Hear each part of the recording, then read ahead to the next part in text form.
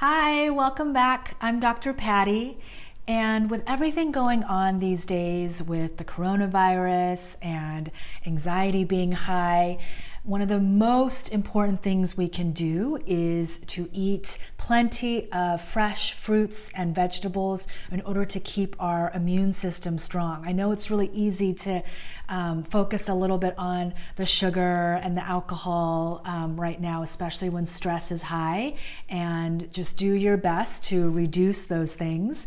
And in addition to reducing, or if you can't reduce at all, an easy thing that you can do is actually add some healthy fruits and vegetables into your nutrition. Now, in addition to everyone's anxiety being high and all of us needing to keep our immune system strong, many of you out there may be on a tighter budget than you were before. And every year, the EWG, the Environmental Working Group, puts out their list of the Dirty Dozen and the Clean 15. And what this means is they test produce, fruits and vegetables to look at which produce has higher levels of pesticides. Now, we could do an hour-long video about pesticides and the effects of pesticides on our immune system and cancer and neurological issues. But just, suffice it to say that pesticides are going to wreak havoc on our entire system. So avoiding pesticides as much as possible is going to be really, really crucial to having optimal health. Now, the reality is, and I hate to be the bearer of bad news, is that we just live in a toxic world. I think when I had first graduated from medical school, so this was maybe 16, 17 years ago, I remember the EWG put out an article that tested the cord blood of newborn babies that had not been exposed to anything yet in the world, fresh out of their mom's womb. They tested the blood in their umbilical cords, and they tested for over 270 known toxins. So that's to say, and that was 15 to 17 years ago. So we just live in a toxic world. The goal is not to try to create a sterile environment. One, that's never going to happen. We just have too many chemicals and pollutants in our modern world. Two, there's just so much out of our control, and we got to focus on what we can actually have control over. So I often tell patients, just think of yourself like a bucket. That bucket is never going to be empty, but our goal is to reduce the amount that's in that bucket, because the higher that bucket is, it's going to be easy for when that next thing goes in for it to overflow. So if our bucket is low, and Dr. Angela often uses the term harm reduction, which I love, and that's a common term used in naturopathic medicine, we're just trying to lower the harm level as much as possible. And going back to the whole trying to create a sterile environment thing, I want us to get out of that mentality, even in this day and age of quarantine and coronavirus.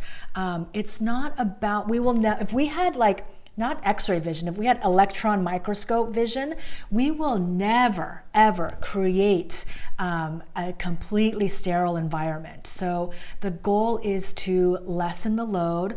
We live with so many organisms, good and bad, all around us, in us, on top of us, in our environment. So I know that may freak some of you out, but just know that that's just, if we had electron microscope vision, that's the world that we live in. And that's part of a healthy immune system as well. So we're not trying to create a sterile environment here, nor can we. But when it comes to pesticides, now this is a huge assault on our health. And so we want to lower that as much as possible. What are some things that go in that bucket normally?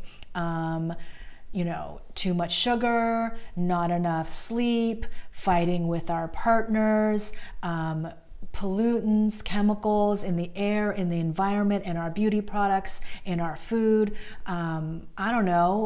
a global pandemic, the stress that comes with a global pandemic, that all goes in the bucket, right? And so what are the things that we can actually control? I can't actually control maybe, the chemicals coming out of my neighbor's car, but I can control what I put into my body in terms of my food, or what I put on my face in terms of my beauty products, or how I treat my loved ones, or how I treat myself. So these are all the things that we try to not put in the bucket and keep that bucket low. So the EWG puts out this great list. If you're on a budget, focus on the Dirty Dozen and buying organic of those produce and letting the other things maybe not be organic. If you have the means, oh my goodness, of course, buy organic for whatever you can afford. But if you need to really focus in, I'm gonna go into the Dirty Dozen right now. So the Dirty Dozen for 2020 includes strawberries, spinach, kale, nectarines, peaches, cherries, pears, tomatoes, celery, potatoes, apples, and grapes. Now, this is the Dirty Dozen. If you are going to buy organic, these are the foods that you want to really focus on buying organic. You can pause the video, go back and watch that list again, but these are the foods that you want to really, really focus on, okay? Especially if you are on a tight budget, but you are wanting to buy some organic foods. Now, you could grow some of these yourself. They're still gonna have some chemicals from the environment, but you're not gonna actually be spraying them yourself, and so they will be much cleaner that way. In addition to the Dirty Dozen, there is an extra list of 20 foods from order of lowest to highest in terms of pesticides that can be tacked on to the Dirty Dozen. We don't usually see this list posted more readily, so you will see Clean 15 and Dirty Dozen much more commonly, but I wanted to review these other 20 foods as well, and this is going to go in order of importance. So the Dirty Dozen is sort of one whole list. The list I'm about to go into right now is going to go from the most important in terms of buying organic into, I guess, the least important, if you will. So in addition to the Dirty Dozen, next would be sweet bell peppers. Beyond that would be cherry tomatoes. Now, I put tomatoes already in the Dirty Dozen, but cherry tomatoes are a little bit lower on the list than the Dirty Dozen, but not far off. So moving on, lettuce, cucumbers, blueberries, hot peppers, plums, green beans, tangerines, raspberries, grapefruit, snap peas, winter squash, carrots, also orange in color, carrots, then oranges, summer squash, bananas, then sweet potatoes, then watermelon, then mangoes. So these would be the next layer of foods that are that you would want to buy organic in order of importance and in terms of levels of pesticides. Now, rule of thumb, it doesn't apply 100%, but rule of thumb, we used to always learn, if I'm at the store and I don't have my list on me or I don't remember, especially things with thin skin, because pesticides are going to penetrate into those foods more. Or things that are grown underground, because the soil, the toxins in the soil will concentrate into that food as it grows. And so it's going to really take whatever is in that dirt in terms of chemicals and just really concentrate it. So things like potatoes, sweet potatoes. Now, That sort of rule of thumb. So I always even try to aim for that, but this specific EWG list for 2020, there are actually some things on the Clean 15 list that kind of counteract that little rule of thumb. So go by the list, and then on top of that, if you can get more organic, anything that's grown underground or anything thin skin, I would try to buy organic as well. That's what I try to do. So that's the Dirty Dozen, and then the extended sort of appendix B. But one thing, and again, we could do a whole other video on this, and I won't bore you with the science, is that the USDA's list of pesticides that they're testing for actually doesn't look at glyphosates, and that is a very long discussion in terms of how harmful glyphosates are. And I know there's a lot of you out there possibly doing activism work trying to get glyphosates off the market.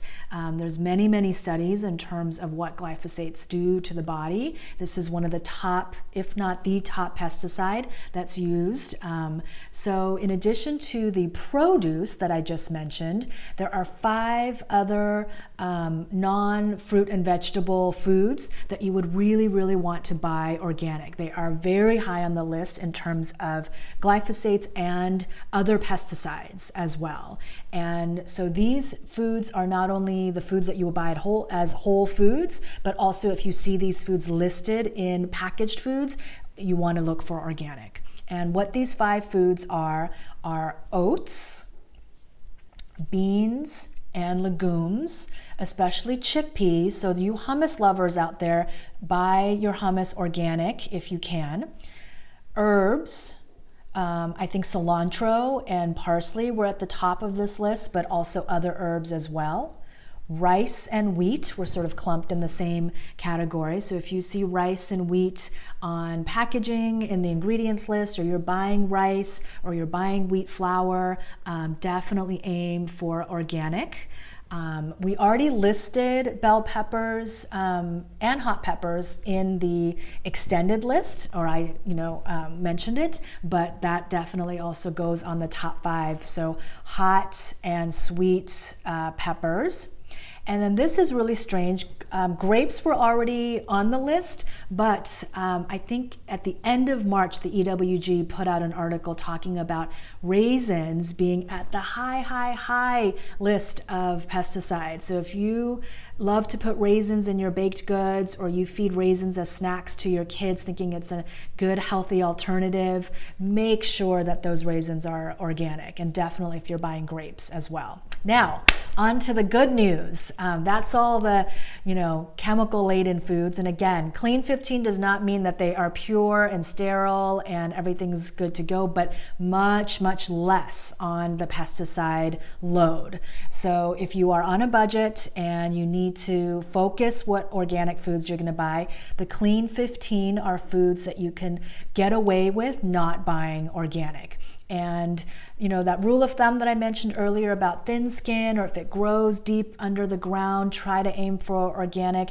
It also applies in the reverse. So if something has a really thick skin, I often will think like, okay, I can get away with not buying some of these things organic. But then again, oranges were on the list, and oranges have a fairly thick skin, and that was on the list of high pesticides. So it's not 100% rule of thumb, but it can help when you're in a pinch and you're not sure. So in terms of the Clean 15 of foods that you can buy non-organic or conventional are avocados, which is great because they're already pretty pricey. Now, sweet corn is on this list. However, put a little asterisk next to that, because sweet corn may be not as high on the pesticide, but corn, any kind of corn, is often GMO. And again, that is a longer discussion that we will have to have another day. I opt for definitely not eating GMO or genetically modified foods. I would encourage you to do the same.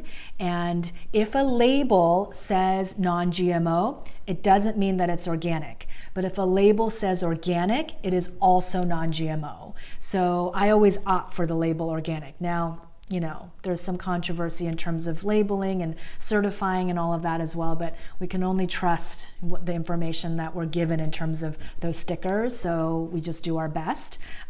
So even though sweet corn is on the Clean 15 list, I personally, and I would encourage you as well, to always buy organic when it comes to corn or corn products, okay? That includes tortilla chips, tortillas, all of that stuff. Pineapple is also on the Clean 15 list. I actually have a delicious pineapple waiting for me in my kitchen right now.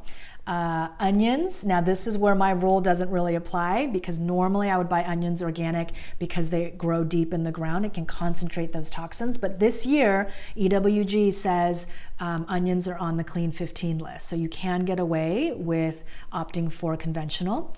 Papaya is also on the Clean 15. Sweet frozen peas are on the Clean 15. Eggplant is on the Clean 15. Also kind of breaks my rule because it's got a thinner skin. Same goes for asparagus, on the Clean 15, but very thin skin, but they tested low on the pesticide list, or lower than other foods. Cauliflower, cantaloupe, broccoli, mushrooms, cabbage, honeydew, and kiwi. Now, those are all foods that you can buy conventional that tested lower on the pesticide list. Now, half, if not more, of those things have a thin skin. So what I said earlier, I know doesn't apply to this, and I'm sorry. But for me, when I can and when it's in my budget, if it has a thin skin, I do still try to buy organic. But these thin-skinned foods are on the Clean 15 list this year. So you can opt for conventional if you need to pick and choose. So I hope you found this video helpful. Look in the description box. I'll list a little bit of extra information. And definitely go on ewg.org. I'll list that down below. It has so much great information, and it's a wealth of knowledge. So hopefully you guys are all hanging in there, doing well, and get those fruits and veggies in, get that immune system strong, keep your stress level as low as possible, and I will see you back here very soon. Thank you so much for watching. If any friends or family members might find this video helpful, please share and give it a thumbs up if you enjoyed. And if you made it all the way to the end, leave a fruit or veggie emoji in the comments below. I want to see what your favorite fruit and veggie emojis are. Thank you so much for watching, and I will see you here soon. Take care, you guys. Bye.